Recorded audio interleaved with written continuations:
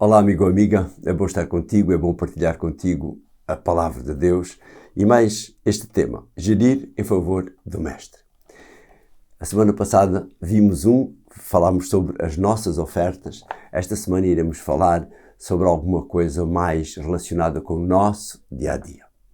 Mas antes disso, eu convido-te a que partilhes com os teus amigos, quer o link da Rádio Tranquilidade, quer os nossos canais de YouTube ou Facebook, para que os teus amigos possam conhecer também estes assuntos, estes temas, todos eles da Palavra de Deus.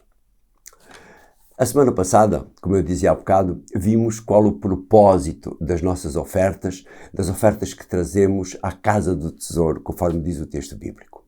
Esta semana nós iremos ver algumas das razões porque as pessoas contraem dívidas e como se pode lidar com elas e como até se pode evitá-las, ajudar a aprender a evitá-las e a resolvê-las. Depois de termos falado sobre ofertas para a manutenção da obra de Deus, esta semana iremos falar de um assunto mais da terra, um assunto mais ligado a nós como seres humanos. Uma das definições que nós encontramos para dívida é viver hoje com o que se espera ganhar no futuro. Isto é ou não é verdade? Claro que é verdade. E sabes porquê é importante nós considerarmos esta questão das dívidas? Vê aquilo que diz Salomão no livro de Provérbios, no capítulo 22 e no verso 7. Diz o sábio: o rico domina sobre os pobres, o que pede emprestado fica escravo do credor. Infelizmente é uma grande verdade. Quantas pessoas não vemos fazendo dívidas para pagar outras dívidas? Na Bíblia nós encontramos pelo menos 26 referências a dívidas. E todas essas referências são referências negativas. A Bíblia não ensina que pedir emprestado seja pecado, mas instrui-nos sobre as consequências da falta de controle sobre essas dívidas e sobre esse pedir emprestado.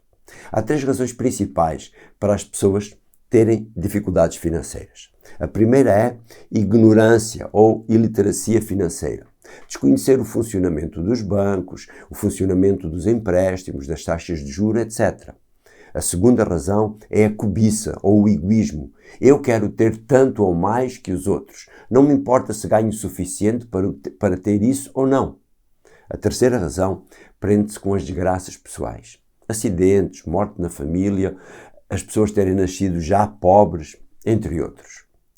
Qualquer uma destas razões não justificam uma dependência de dívidas e sérios problemas financeiros. Quantas e quantas pessoas vemos riquíssimas e com dívidas, pobres e não têm dívidas? Quem chega a essa situação tem de fazer mudanças na sua vida, nos seus gastos, nas suas prioridades financeiras, etc. Deus é claro naquilo que quer para o ser humano em termos de gestão pessoal. Vejamos o que ele desejava para os israelitas ao entrarem na terra de Canaã e que é o mesmo que ele deseja para cada um de nós. Diz ele através de Moisés no livro de Deuteronômio, no capítulo 28 e no versículo 12. O Senhor abrirá o seu magnífico tesouro e dos céus virá a chuva para a tua terra no tempo devido e abençoará os teus empreendimentos para poderes emprestar a muitos povos e não teres necessidade de pedir emprestado. Fantástico, não é? Diz ele, organiza-te para poderes emprestar e não teres de pedir emprestado. Quando nós olhamos para o mundo da banca, vamos encontrar muitos judeus. Porquê? Porque eles seguiram o conselho do Senhor. E nós faríamos bem a seguir o conselho do Senhor também. Como dissemos antes, precisamos de estabelecer prioridades para a nossa vida financeira. Quer vivamos de salário, quer sejamos empresários ou até profissionais liberais. De qualquer modo, por mais justas que sejam essas prioridades, não devem levar-nos a prejudicar a nossa saúde, não devem levar-nos a prejudicar a nossa família, não devem levar-nos, sobretudo, a prejudicar a nossa relação com Deus. Jesus é muito claro na recomendação que faz, conforme Mateus no capítulo 6 e no verso 24. Diz ele, ninguém pode servir a 2 patrões, ou não gosta de um deles e estima o outro, ou há de ser leal para um e desprezar o outro. Não podem servir a Deus e ao dinheiro. tem de haver equilíbrio. Pois não é errado nós termos posses materiais ou sermos ricos. Por outro lado, não termos uma situação, por outro lado, ao termos uma situação mais desafogada, temos de ser cuidadosos onde e como gastamos o nosso dinheiro. João, na sua primeira carta, no capítulo 2 e no verso 15, ele aconselha-nos assim: não amem este mundo, nem aquilo que lhes pertence. Se alguém ama o mundo, o amor do Pai não está nele. Este é um risco que muitos de nós corremos no que toca a artigos da moda, carros da moda, móveis da moda, roupa da moda, etc. O salmista recomenda-nos uma atitude muito sábia que nos ajudará, sem dúvida nenhuma, a ter uma relação especial com aquilo que ganhamos. No Salmo 50, nos versos 14 e 15, ele diz assim: a tua melhor oferta a Deus é agradecer-lhe e cumprires as promessas que fizeste ao Altíssimo. Depois acrescenta no verso 15: chama por mim quando estiveres em aflição e eu te livrarei e tu me honrarás. Sim, precisamos do Senhor para nosso conselheiro na gestão dos nossos bens, dos nossos recursos, daquilo que Ele coloca à nossa disposição. Deste modo, haverá equilíbrio em tudo. Mas voltemos ao nosso texto base e à questão das dívidas. Voltemos a ver o que diz Salomão no capítulo 22 e no verso 7 de Provérbios. Diz ele: o rico domina sobre os pobres, o que pede emprestado fica escravo do credor. Que significa então isto de o que pede emprestado fica escravo do credor? Já não vivemos, logicamente, no tempo da escravatura, então, mas o que significa isto? Vejamos uma questão muito atual. Os empréstimos à habitação. Já ouviste falar, provavelmente, ou tens o teu, ou então sabes de amigos que estão entalados, como costuma dizer, com o seu. Lógico que não é errado fazermos um empréstimo para adquirirmos uma habitação melhor, uma habitação condigna. Mas o que é que tem acontecido com a subida das taxas de juro de referência do Banco Central Europeu, que por seu lado servem de referência aos bancos portugueses? Essas subidas, em função do capital em dívida, fazem subir a prestação da habitação, muitas vezes de um salto de 15%, 20% ou até 25% de um mês para o outro. Valores esses muito acima da subida média dos salários, obrigando as pessoas a terem de cortar em algumas coisas para cumprir os compromissos assumidos. E se a prestação for mais alta e já estivermos a viver no limite? É disto que Salomão fala. Deste viver no limite, deste ter de cortar num lado para compensar no outro, no risco da nossa infidelidade para com Deus, para ser fiel à instituição que nos escraviza, o banco. A nossa lição traz-nos algumas dicas que nos podem ajudar, quem sabe, os nossos amigos a ultrapassar os seus apertos causados pelas dívidas. Primeiro, ser fiel a Deus na devolução do dízimo. Segundo, dizer basta a qualquer dívida adicional. Esconder, jogar fora cartões de crédito ou outros instrumentos que nos possam levar à tentação de contrair mais dívidas. Terceiro, fazer um plano com Deus para contenção de gastos e liquidação no mais curto espaço de tempo dos valores que estão em dívida. Todo e qualquer valor adicional que nós possamos receber, vamos usá-lo para liquidar dívidas. Quarto, fazer uma lista em ordem decrescente da prioridade das dívidas e do valor das prestações e procurar liquidar até 2 ou 3 prestações das dívidas mais pequenas. Quinto, seguir o mesmo método para as dívidas seguintes e tu vais ver que aos poucos poderás começar a liquidar o capital das dívidas mais altas, baixando assim as prestações. Outro ponto onde devemos ser muito cuidadosos é naquilo que Salomão refere em Provérbios no capítulo 6 e nos versos 1 e 2. Diz ele: meu filho, se ficares por fiador do teu companheiro ou responsável por um estranho, depois continua no verso 2, ficaste vinculado à tua palavra e obrigado ao teu compromisso. Mas ele ainda diz mais, no capítulo 17 e agora no verso 18. Ele diz: É insensato quem, com um aperto de mão, fica por fiador das dívidas de outro.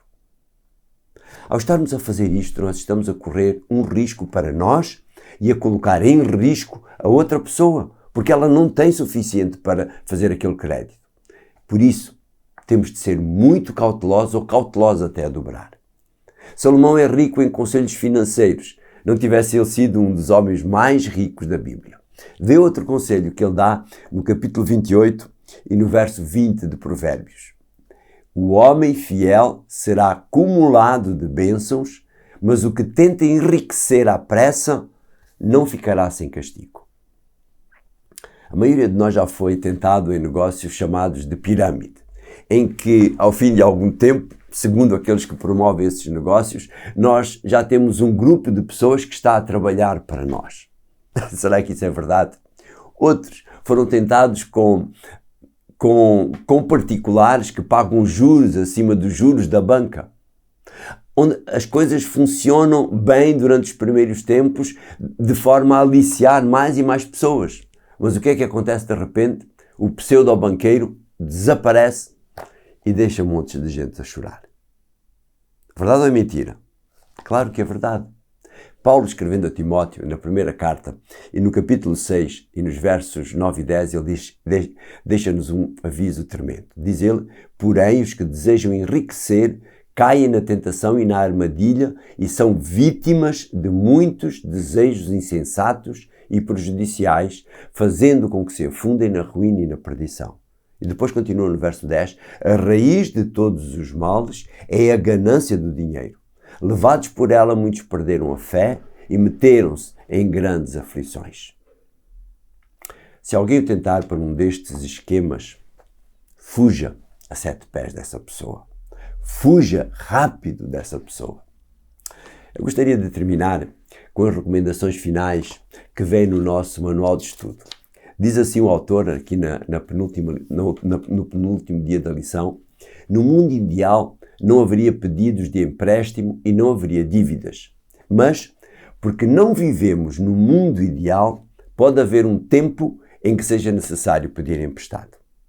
E agora ele aconselha, certifique-se somente de que faz o melhor acordo possível e a melhor taxa de juro disponível.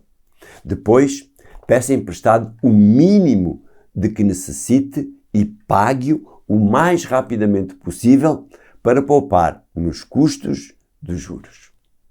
No entanto, em princípio, no grau que for humanamente possível, devemos procurar evitar o endividamento e, ao seguir os princípios financeiros da Bíblia, na nossa vida cotidiana, nós podemos ir muito longe para evitar a dívida desnecessária e o terrível stress em que ela nos pode colocar, a nós e à nossa família.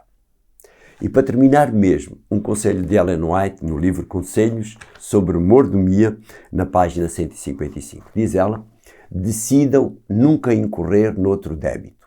Neguem-se 1001 coisas antes de entrar noutra dívida. Essa tem sido a maldição da nossa vida. Entrar em dívida, evitem-na como evitariam a varíola. Façam com Deus o solene concerto de, com a sua bênção, pagar as vossas dívidas e a ninguém dever coisa alguma, ainda que tenham de viver a pão e água. Não vacilem, não desanimem, nem desistam. Neguem o vosso gosto, neguem a condescendência com apetite, economizem o vosso dinheiro e paguem as vossas dívidas. Esforcem-se para pagá-las o mais depressa possível. Quando puderem apresentar-se novamente como homens livres, não devendo nada a ninguém, terão alcançado uma grande vitória. Sem dúvida nenhuma. Espero que esta lição te possa ter ajudado. Se calhar, compartilha com os teus amigos. Poderás encontrar alguém que precise destes conselhos também. Querido Pai, obrigado pelos conselhos da Tua Palavra. Obrigado pelos sábios conselhos que Tu nos dás. Ajuda-nos. Ajuda-nos a controlar os nossos gastos. Ajuda-nos a controlar os nossos desejos de adquirir mais. Abençoa esta amiga, abençoa este amigo na sua vida financeira. Abençoa também na sua vida espiritual, porque da nossa relação contigo, querido Deus, depende todo o resto da nossa vida material. Te agradecemos e pedimos isto no nome santo de Jesus. Amém. E a semana que vem nós vamos falar sobre uma expressão utilizada por Jesus: depositar tesouros no céu. O que é que isso significa? Vem ter connosco a semana que vem. Vem até à Rádio Tranquilidade, vai até ao nosso canal 2 Minutos com ele e tu ficarás a aprender, e ficarás a saber um pouco mais daquilo que Deus tem para nós nas Sagradas Escrituras. Um abraço e até para a semana.